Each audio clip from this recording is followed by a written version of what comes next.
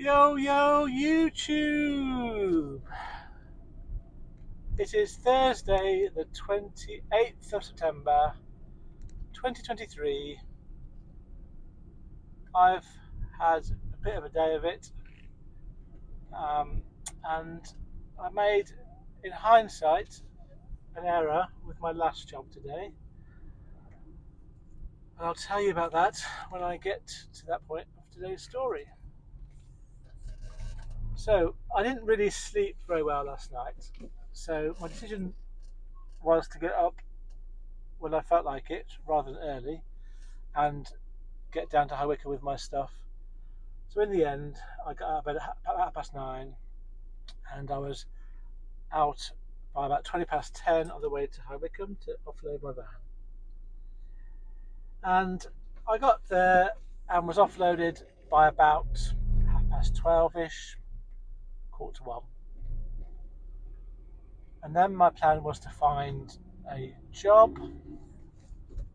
My plan today was to tramp out somewhere, anywhere in the country, because I had to get myself into Kent tomorrow afternoon, because I'm picking up a wardrobe for a house move for a family member, and so I had to have that sort of dialed in. So when I had dropped off at Wycombe, I was looking for jobs, got through all the things that were available on CX, bids on various things, and the next job that I did get, just double checking,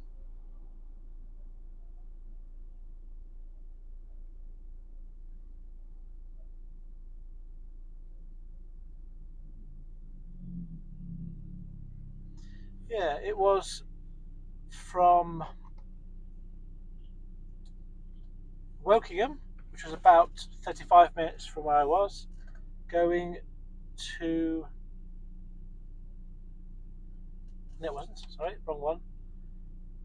I had a job going from High Wycombe, which is where I was, going to Whittlesford in Cambridge, near Cambridge. And that was for a large pallet.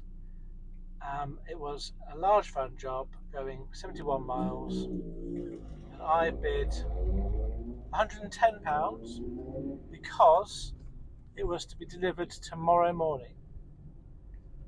And I put a bid on, and this would have been about sort of 1 o'clock-ish,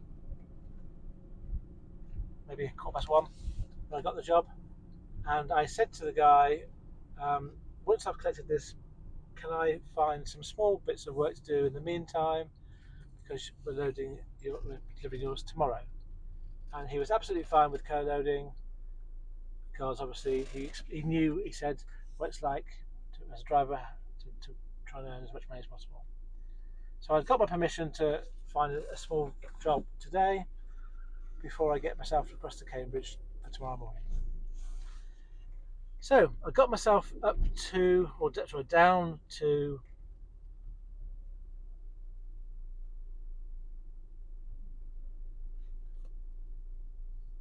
Wokingham, and then as soon as I got there, I parked.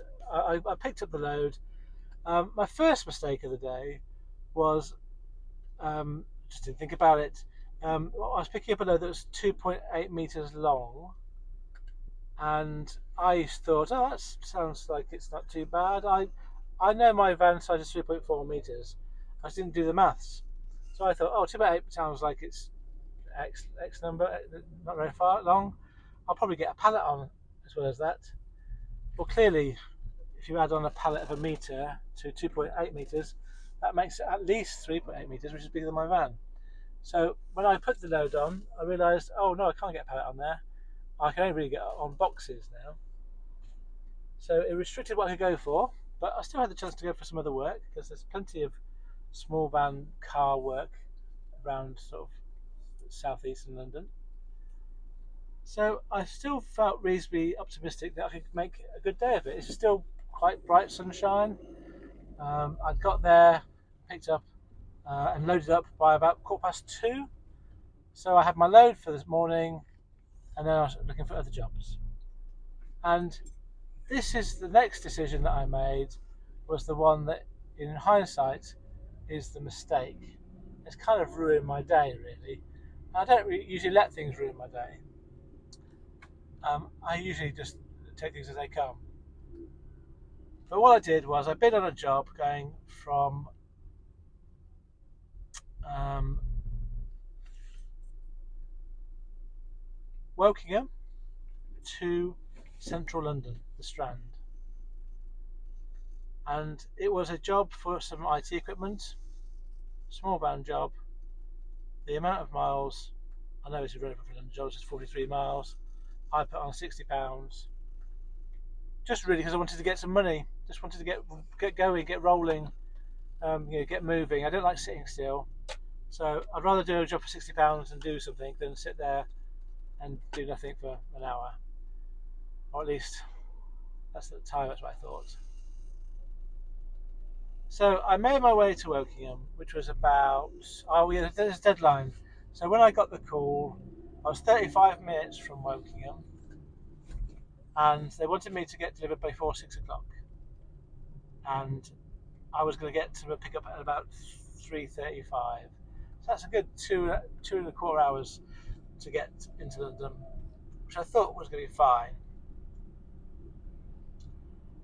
So I made my way to Wokingham, and I got there as soon as I could. I arrived, and then the items that I picked up. I'm just looking back at the notes now, seeing what it says on the notes. It says small van job, weight 0.5 kilograms. And it says I was collecting from an IT company, and when I spoke on the phone, the guy said it's a box of IT equipment. This was the shipper told me that. So I was expecting a box of IT equipment. Really, that's all I was expecting. So it's quite small and simple. And I got the box, but I was also given something else, which it was some scales. Basically, it was a cast iron meter by meter piece of metal with some circuitry behind it. It's like if you were going to measure an elephant, you'd put the elephant on this, you'd measure the weight of it. So the guy brought this thing to my van, and I put the box on, and I strapped down this scales thing. And then I just checked with him the address I was going to and the time I had to be there, and I had the contact name of the person I was going to. It all tied up, onto some paperwork, and I got off site as soon as I could to make my way towards London, central London. And it was my ETA was 5:53 or 5:51 at this point. So I was on the right side of tight, but it was still tight to get there by 6 o'clock. And I have done central London jobs before, and they've generally been all right. I mean, I'm not saying I like them, but I've always found somewhere to park, only very briefly, and I've always kind of got to the right place more or less first time.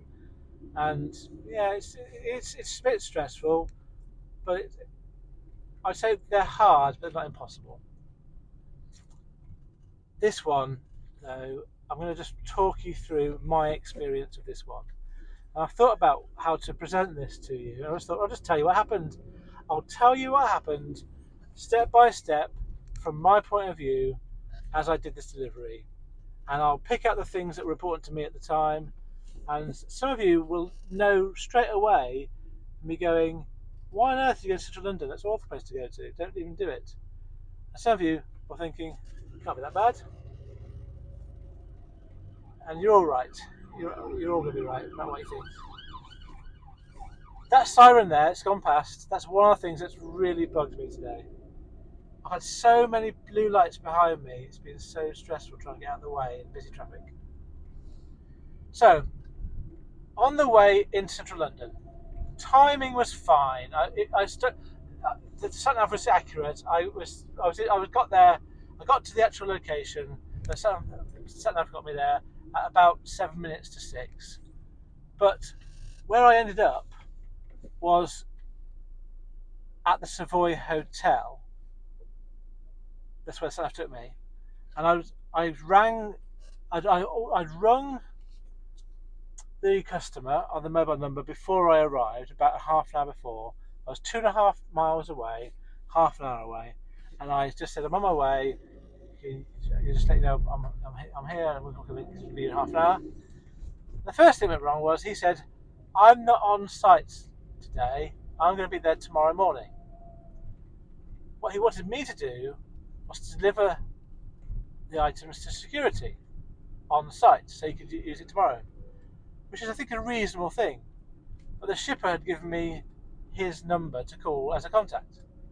So, okay, fair enough, it's not the end of the world. I'd rather be talking to the person who I'm going to deliver to, but it's not the end of the world. So then the next half an hour was me getting into central London, stuck in traffic. Sorry, getting through central London, stuck in traffic. And I had a couple of sirens behind me.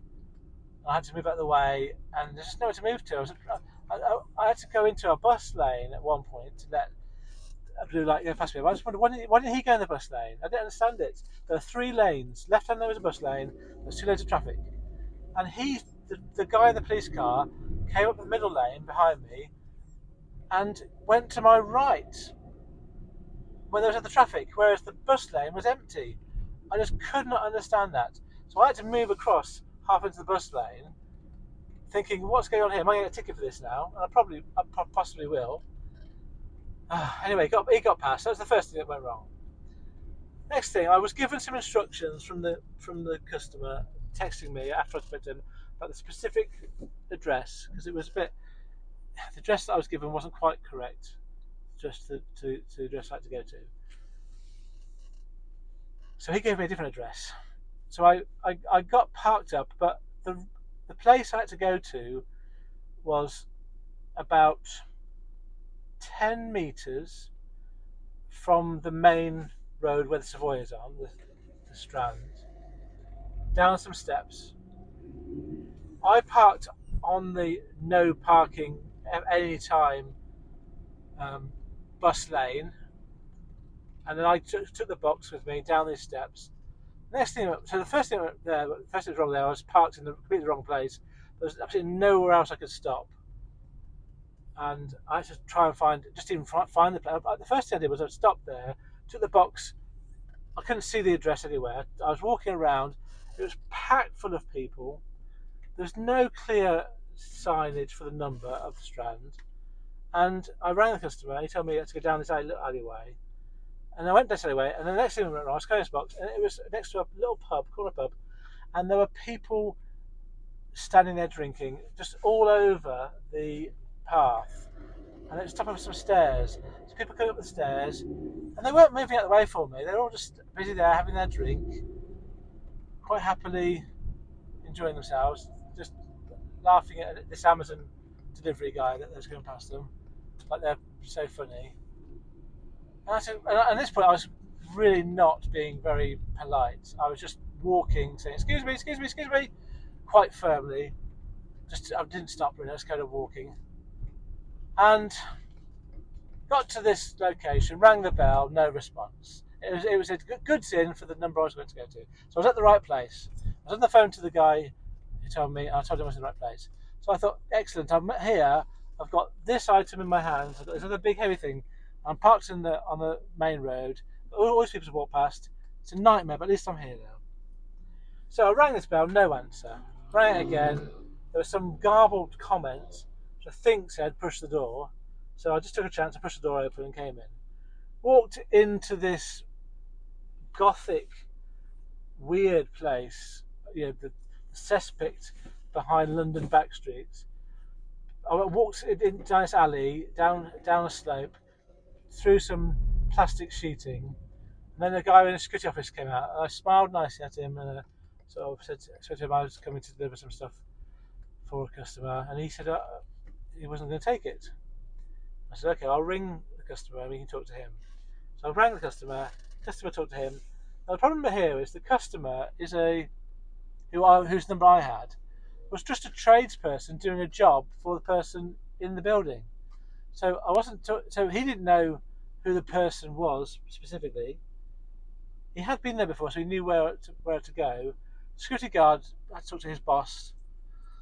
His boss told him something, I don't know what it was. In the end, the security guard said he couldn't take it, but I could leave it at the goods in place down the road, down the street. So we went out of I carried this box out to the street. He told me to go down the street.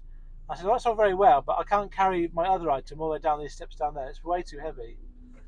So I had to get back in the van and find a way around the back of this building where I could park the van closer to where he pointed out. And that was a palaver in itself. The sat nav wouldn't take me there. I kind of guessed I went down the road, turned left. It was a dead end.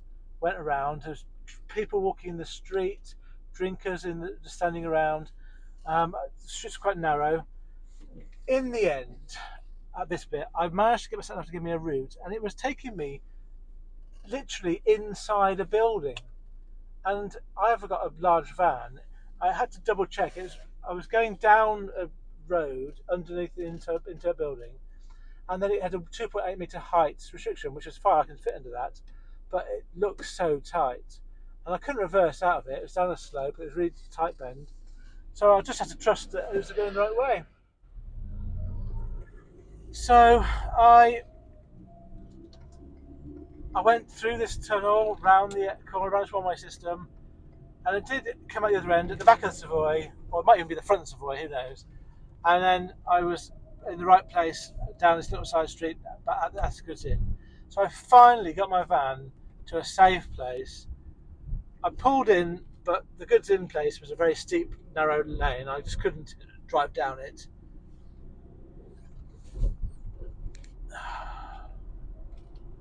So I just parked at the top and then carried the box down. I met a security guy. I met a guy there, smiled at him and said, I've got something to deliver here. We're told to come here. And again, he didn't know anything about it. He didn't know what. I thought the first guy was on the phone to somebody, so I assumed he'd told someone to expect me. But no, he hadn't. So I just explained this whole thing again to this security guy, and he wasn't going to take it. Thankfully, I just let him call his boss. I went back and got this cast iron metre by metre square piece of metal, carried it down this slope. I had to put it down at one point because it was too heavy and start again. When I got to the end, the guy put a trolley out for me.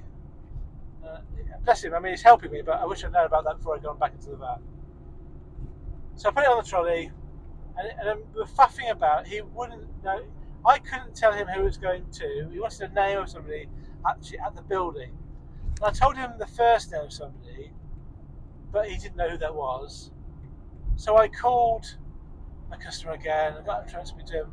And eventually, after about 5 minutes of toing and froing, I managed to work out that the guy I was talking to was a security guard, and he had to try and find the loading bay person.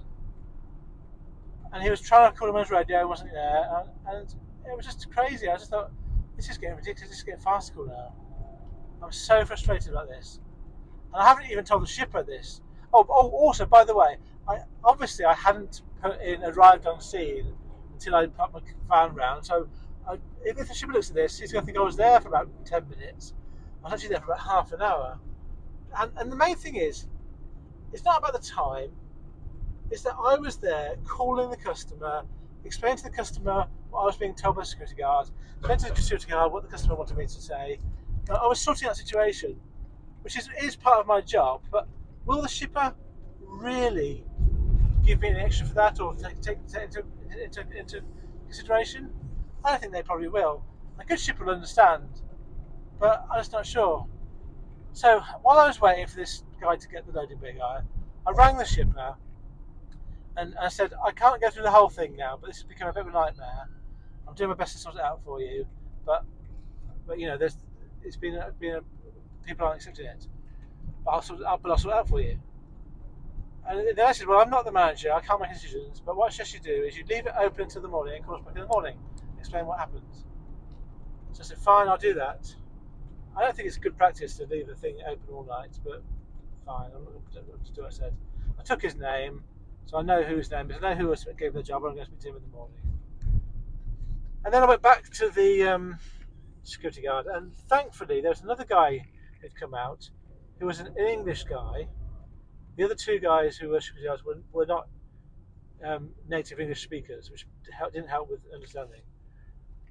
And to be fair, the security guys, although they were nice people, they weren't trying to be very helpful. They weren't being obstructive, but they just weren't taking responsibility. They were kind of, I would say, they wanted to be told by a manager what to do. They weren't going to make a decision, which I think isn't great. But obviously, that's the way they work. They have been taught to not make their own decisions. They have to get their boss to tell them to do. And the guy that came out just immediately said, "Yeah, fine, I'll sign for it. There's no problem at all." I think he might have been bemused as to why the first guy didn't just take it. I don't know what's going on, but it was just, I was so pleased when he arrived. I was just so thankful that he just took it, signed it, and I took a photo and I was off. But from my point of view, as a delivery driver, it was a nightmare delivery because not really because of the time. Time was a factor, but I'm not going to miss out on a job for doing that. I've not got another job to go to, or I'm not going to miss out on money. It's just that I've had to input a lot of my own effort and skills to resolve it, and I just don't think that'll be valued by the shipper. So, and I think I've got 60 quid for that job, or will get 60 quid for that job, and it's just not worth it. In the end, if you told me that's the experience you're going to have, you can either do that for 60 quid or don't do it and just sit where you are for 2 hours, I'd now have chosen to sit where I was for 2 hours.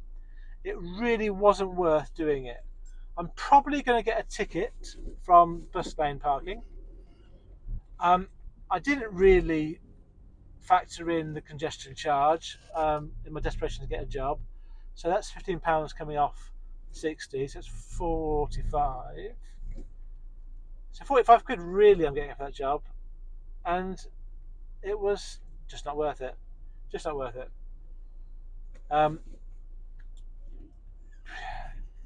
If I'd got somewhere, delivered, and just gone stuck in traffic on the way out, I'd been fine with that. That's I would have understood that. But it's all the faffing about, the customer not being there and the customer not really knowing who their customer was, and just so frustrating. And I'm feeling that I have to be the one that sorts it out. Anyway, I think I've explained that clearly. And then, then coming back out again, just so busy with traffic and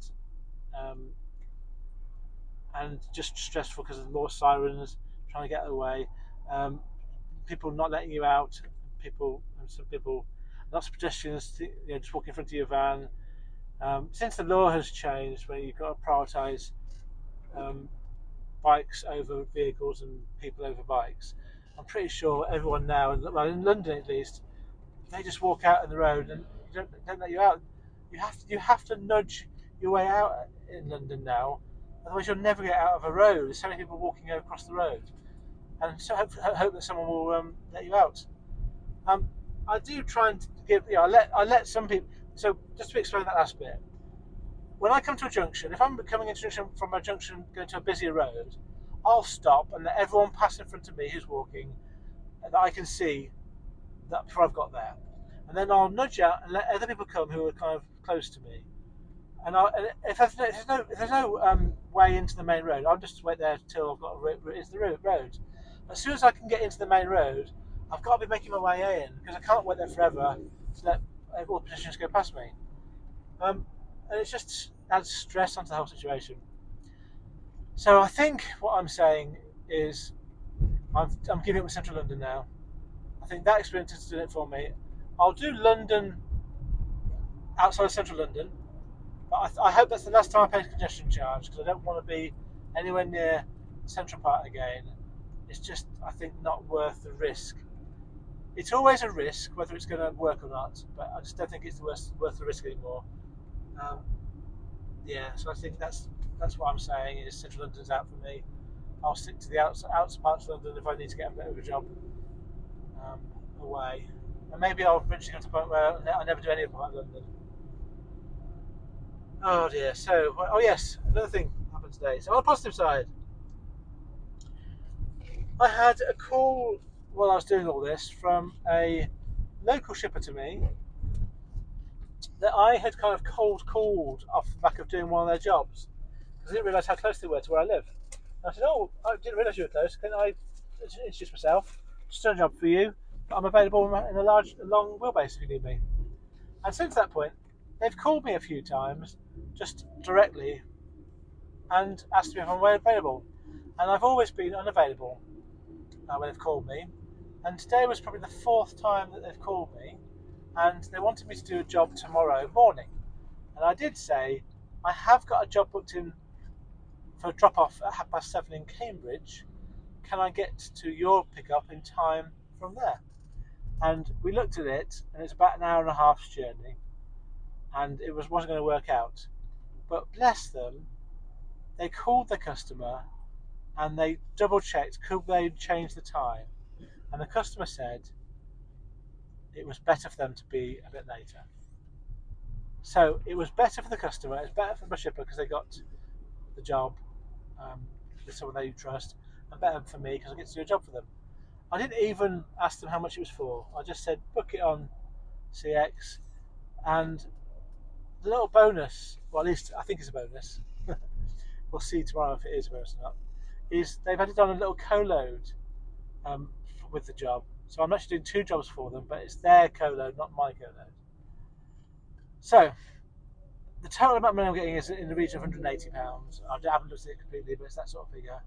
And it's going from near where I live to London. Oh, to be honest, I don't know where it's going. I just said I'd do it for them. It's going, I think, Slough, potentially. I think it's there. And so I've got that job booked in for tomorrow, and I do need to be in Kent at 4 o'clock tomorrow afternoon. So it's pretty ideal for me to go from home to, if it is Slough, first thing in the morning. Bearing in mind, I've already got a job to drop off tomorrow in Cambridge. So the only thing I could do is dead mile it from Cambridge to that pickup. Yes, but I wanted a job for them because they seem like really nice people. And I just, it's more about making a contact than the money in this case. I mean, I haven't even checked if the money's worth it. I'm sure it is. I'm sure they're fair people, but I'll find out tomorrow. Right, I'm going to leave it there. I'm quite tired at the moment. Oh, actually, no. One last thing. Yeah. So on my way to London, I realised something, and this is the start of me thinking, oh, today's not going quite so well as I thought it was going. As I was going from about half past two, no, about 3:30 in towards London, I was thinking, oh, where am I going to sleep tonight? Because I then realised I can't sleep in the back of my van because it's full of these items that are 2.8 metres long and quite high. So I've got three options, and I've really only got two options. I'm going to talk you through my three options. Actually, there was three options at the time, it's now only two. The first option I had was I'll just sleep in the front of my van. I've done that before. When I say sleep, I don't sleep. I lie down and I get a cricked neck and a trapped arm, and I just think about stuff. So I won't. I'll get a couple of hours nap at some point if I do that. So resting in my front of my van is one option. Getting an Airbnb is another option. I'm just not doing it for two reasons. I don't want to pay the money. I'd rather get very little sleep in front of my van than pay the money. It's going to be in the region of 30 odd quid for an Airbnb. And that's the main reason is money, but the second reason is, honestly, I really don't want the hassle of trying to make small talk with someone I don't know in their house. I don't feel comfortable going. I have done an Airbnb. So at the start of me doing this job, way back in March, on my first trip to Scotland, and I was just experimenting with everything. I got the Airbnb app up, and I got a job. Not trip to Scotland. I got a Airbnb room in Inverness, I made myself do it as an experience. I ended up being in a guy's very nice spare room, but it was his house. I think it was a couple that lived there. I don't know. I wanted to avoid them, but I just didn't want to have that conversation with them. You know, it's not my forte. I don't feel comfortable. I didn't feel comfortable sleeping in someone else's house, not because of any safety issues. The actual room was very comfortable. You know, it was private, but it's just going to the bathroom, going to the toilet. I wanted to have a shower, but having a shower, it's someone else's bathroom. You know, when do they have showers? Do they want the toilet when they're there? I was just, you know, how do I get between the shower and the bedroom? Do I Can I just do it with a towel, or do I have to get dressed, fully dressed? It's just uncomfortable for someone like me. I'm not going to do it again. It's just I just don't want to have that stress. And the third option I had was try and find a job from London back home, then get up early in the morning to go to Cambridge. And I thought the chance of me getting a job from London to home is very remote, but it might happen. You never know. Um, and that still is an option. I'll have the CX on now. I'll have a quick look. Is there any jobs going from here to near my house? So Dartford to Tunbridge. So what time is it now? It's now 20 to 8 on a Thursday. So small van work, Dartford to Tunbridge Wells. It's wrong direction. Let's get rid of that. One from Cambridge in the morning and to Brighton. It's no good for me. London to Uxbridge to London. It's no good for me. Small van. London to London. It's no good for me. Cambridge to Brighton again. Probably the same job. Who knows? Large wheelbase, long wheelbase. No good for me. Yes, there's no current jobs available on the CX that I can do. So that isn't going to be an option going home. So I'm now driving out of London towards my drop-off location, and I'll just do that. Just stay in my cab for tonight and get across to drop off as soon as possible. It says 7:30 drop off, but I'm going to probably get there for 7 and transfer my arm. If I can do that, that makes my day easier. Nothing down, it doesn't matter. Yeah, so it's not been a great end to my day. I am quite tired at the moment, and I'm going to, as you can see from the video, just crawling out of Metropolis. Yeah, okay, so I think that's everything. So thank you for listening. Um, oh yeah, stats. Did I need to give them a stats today? Oh, let me do that while I've got you here. I need to put in the figures for what I'm going to earn. So I'm not going to put in the 110 that I earned. I'm earning tomorrow morning.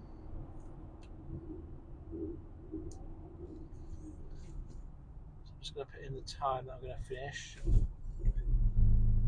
I should be stopping at about 8:30.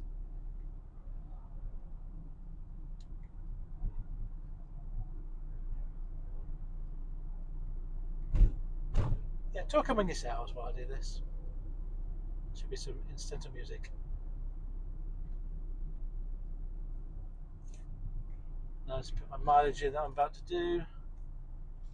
So the tramp.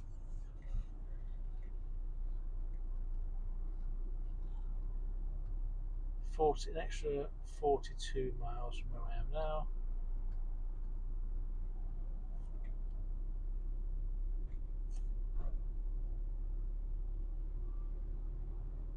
Right, 241,595. Okie dokie. So for today, no, I was going to do a commercial both, wasn't I? Okay, I'll have to just give you. I'll give you the figures for both days added together. That'll be it. Okay.